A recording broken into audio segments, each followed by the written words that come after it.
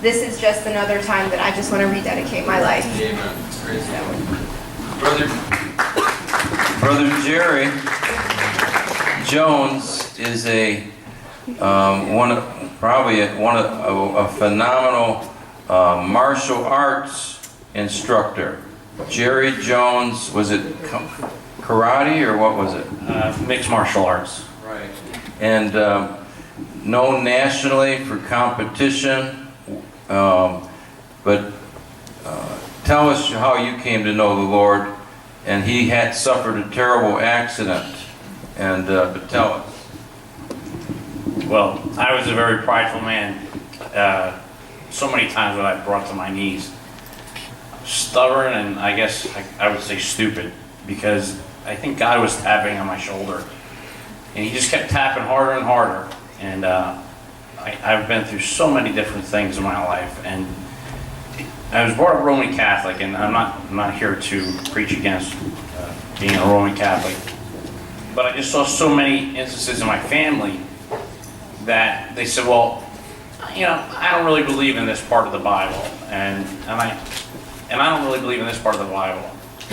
And most people that I have had an example of never showed me very good examples. And when I went to that church, you know, when I was younger, they could force me to go to that church. I was a very young child, and I felt very lonely there. I didn't feel like I was in God's presence, or some people may.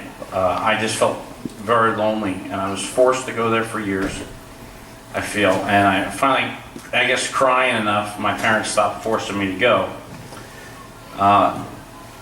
I guess the best way to explain that I think I heard somebody else explain that I had a very rough, I guess, spiritual warfare. When I wasn't putting my time in God, my life went very easy.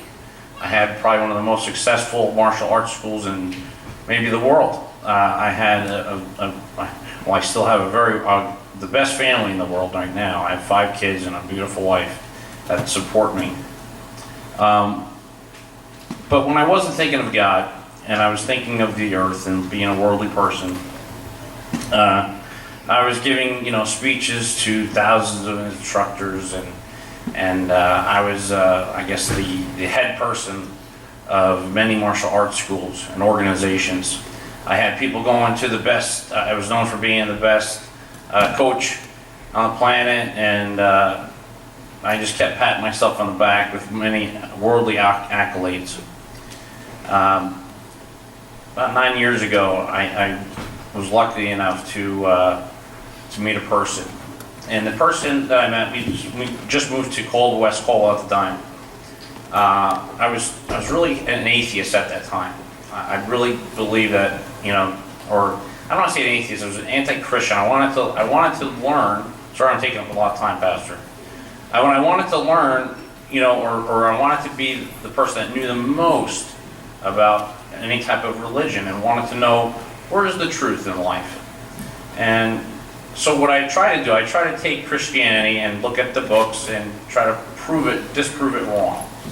And I really worked very hard on proving Christianity to be, you heard a lot of people say that there's so many things in the Bible that contradict itself.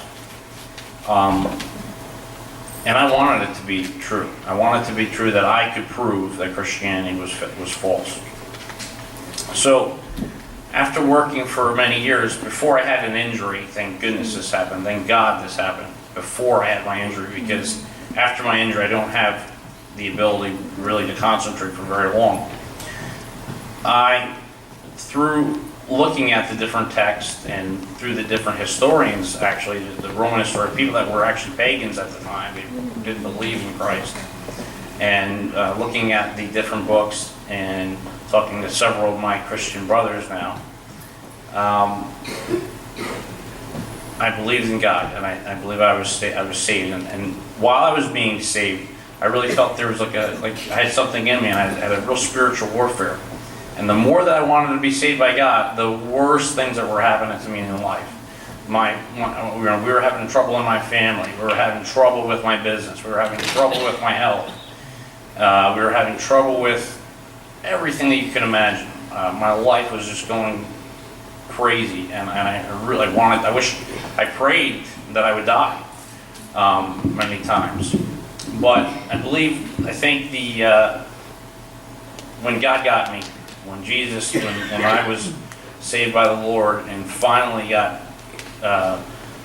the proof that I needed, which really, the humbleness is what I really needed to believe the truth. And I just wanted to thank God and just to be as humble as I can. And really, I bow my head, get on my belly and cry and pray to Him now and thank Him for being in my life and for saving me. So I thought it was time now, after seeing Pastor Bolka, lastly, Pastor Volk, I don't think realizes. I don't think I ever told him this, but I was injured. I don't even remember. I think it was 4 years ago? I think 4 or 5 years ago. Terribly injured. I had a brain and neck injury, so a traumatic brain injury. And I was being brought down Forest Avenue. I live on the top of Forest Avenue. I was being brought down Forest Avenue, and every day I'd peek over because I was in a medical taxi. Actually, I couldn't drive myself. I was in a medical taxi going to different therapies for about 2 years. And I'm talking about I had to learn how to talk again, learn how to walk again, learn how to do things again. And I kept peeking over. I seen Pastor Volka. He was working like Noah, just working on this church. And I had talked to him prior to my injury, and I was thinking about really coming to God. And just watching him walk in the Lord and not being a person that says, well, this Bible says this, and I don't really believe in this part, and I don't really do this part, and this sounds really good over here, but I don't really do that. I don't believe that. But after seeing Pastor Bolka and several of the great examples in here, thank you, Brother Bob, Brother Dave, thank you, Pat, walk in the true way and not go against the Bible. They read the King James Bible and they try their best to walk in the way. After peeking over in pain at Pastor Volka for so many years and seeing that, and I just wanted to be, I guess for myself, baptized. And it's just part of, I know I don't have to be baptized to be saved. Actually, part of my injury is speaking too much. So I just want to thank everybody for being a great example in here. So I'm going to pass it over to Pat. This man was taken by one of his students and slammed head first on a mat with his body weight, and this man, a huge man, on him and almost killed the man. And he has a hole in the back of his, just below his neck, about that big, about 1 inch deep, right now on his back. And he's in a lot of pain. A lot of pain. He's disabled. So pray for him. But we love you, brother. And then